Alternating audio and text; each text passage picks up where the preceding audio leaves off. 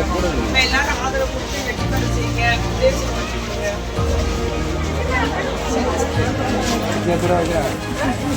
பொண்ணு பேர் வந்து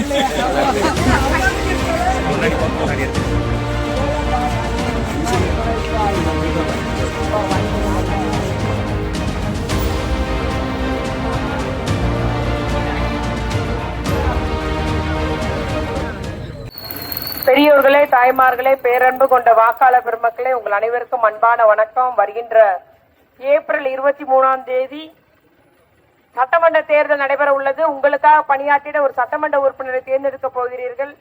கடந்த 5 ஆண்டு காலமாக உங்களுக்காக பணியாற்றியதை நீங்கள் அறிவீர்கள். நம்முடைய பகுதியில தூத்துக்குடி மாநகரம் எந்த அளவுக்கு வளர்ச்சி பெற்றுள்ளது என்பதை நீங்கள் அறிவீர்கள்.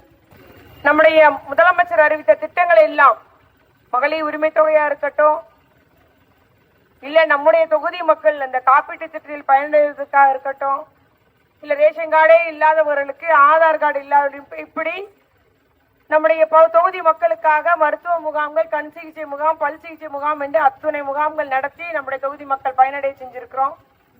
அதுபோல நகர்நில மையங்கள், வின்பாஸ்ட் மின் உற்பத்தி நிலையம், நியோ டைடல் பார்க், கடல்சார் நம்முடைய கடல் நீரை நன்னீராக மாற்றக்கூடிய திட்டம், பசுமை ஹைட்ரஜன் என்று எத்தனையோ திட்டங்களை நம்முடைய தொகுதிக்கு கொண்டு வந்திருக்கிறோம். அதுபோல நம்முடைய தூத்துக்குடி மாவட்டத்தில் பல்வேறு சூரிய மின் உற்பத்தி நிறுவனங்கள் உருவாக்கப்பட்டுள்ளது. நம்முடைய நகர பகுதியில காலையில பார்த்தா தெரியும், நம்முடைய பிள்ளைங்க வின்பாஸ்ட் நிறுவனத்துக்கும் சரி, கங்கை கொண்டானுக்கு இருந்தாலும் சரி, அந்த அவங்க வேலைக்காக பஸ்ல ஏறி போறது நம்ம பஸ் ஸ்டாண்டு போன்ற முக்கியமான இடங்கள்ல பார்க்கலாம்.